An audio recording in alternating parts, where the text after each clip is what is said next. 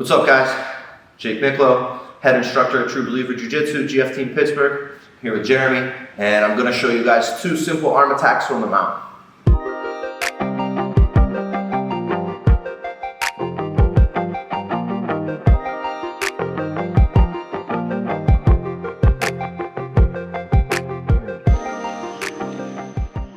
I'm here on the mount, and my first goal, of course, should be to stabilize myself in this position, right? I want to control my partner here for as long as I can.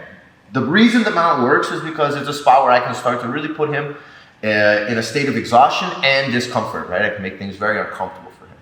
So one of the first things that I always like to do, regardless if I'm going to be attacking the choke or his arms, is I like to start to move further up the mount. The further up the mount I can get, the easier I find everything to happen, right? So one of the things I like to do is I'll kind of put some wedges around Jeremy to make it hard, so that way if I start moving up, he can't move up, right? Move up. Right? So if I just move up here and he moves, we're gonna get into this kind of battle. Okay? But the idea is that I want to start to remove his elbows from his body. Right? That's gonna start to help me isolate one of his arms. So I'm gonna go and put a little top hat on Jeremy. So I'm gonna go 2 hands on top with my elbows on his shoulders. This is gonna allow me now to start walking myself up, and Jeremy's not going to be able to chase me anymore, right? As he tries to chase, it's very easy for me to stay here. Now, this is where I need to use my whole body. I'm on the mount, I need to almost act like a wet blanket here. I have my frame so if he starts mounting or bumping around from the mount, I'll be able to stop. But what I need to do here is first is I'm just like laying my chest right on the person's face, making them feel very uncomfortable because they're going to start to push me a little bit. So now I'm gonna work as he's pushing me to sit up and just start trapping one arm to the floor. Okay? Once I trap one arm to the floor, everything's going back down. You'll notice I trapped by putting both of my hands on one of his arms at the joint locations, one at his wrist and one at his elbow.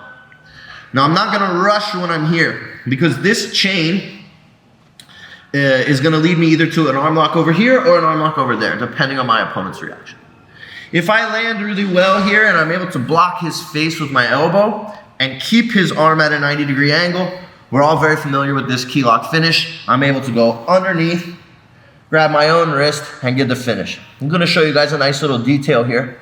One thing that I always like to do is kind of roll my wrists forward when I have the Kimura. You'll notice it even starts to tighten everything up here. So as opposed from here, I just start to roll both of my wrists forward. It's going to cause a little more tension on his arm. I'm going to lift the elbow and paint the mat with his knuckles until my partner taps on me.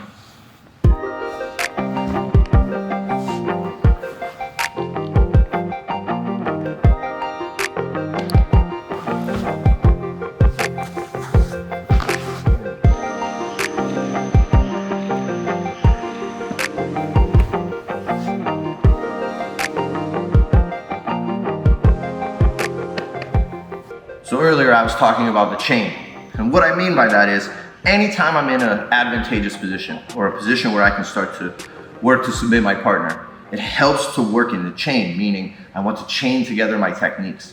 I don't want to just go super hard on one arm and ignore the fact that he has a whole nother arm or a neck that can also lead me to submission.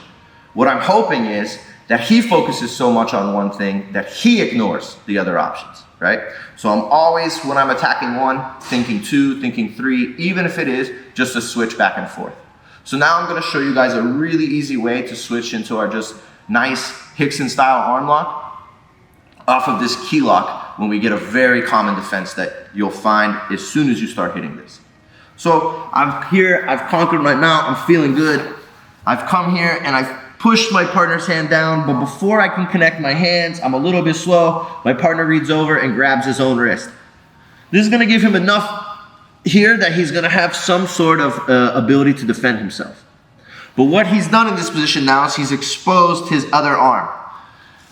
His elbow, if I'm in the right position, has gone across my center line.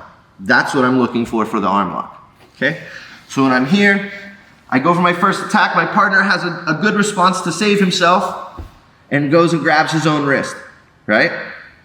What I'm going to do now is I'm going to loop my elbow with elbow, And my knee is gonna come up right by Jeremy's head like a pillow. So I'm just gonna kind of hop up and keep it like a pillow. Notice, my weight is still pretty much forward, right?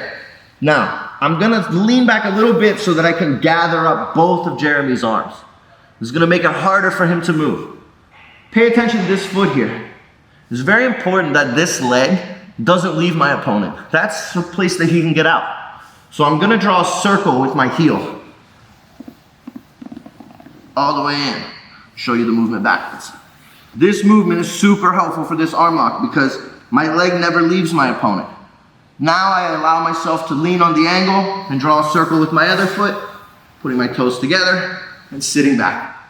Once I'm here, I'm sure you guys know how to finish the arm lock, but I pinch my knees, both hand goes to his wrist with his thumb up. I lean back until I get the tap.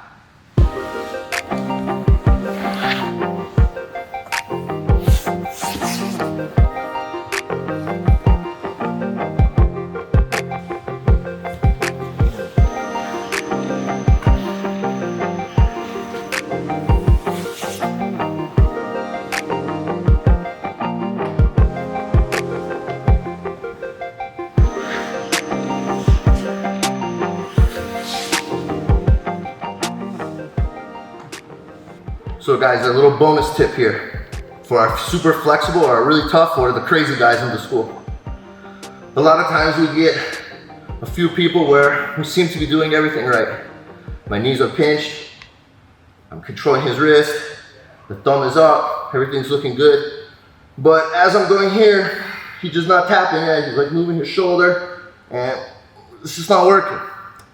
One of the most common mistakes that we'll see is what I'm doing with my head. I'm watching my opponent here, looking at him, as opposed to being in a straight line, keeping my head on the mat, which gives me a counterpoint and allows me to further raise my hips to get the finish. So if you're in a situation where you feel like you're fighting Gumby, put your head on the mat and use that to bridge and slowly get your finish. So be attacking those arms in combination. Hit that like button, subscribe, hit us in the comments if there's something you want to see, and we'll see you next time.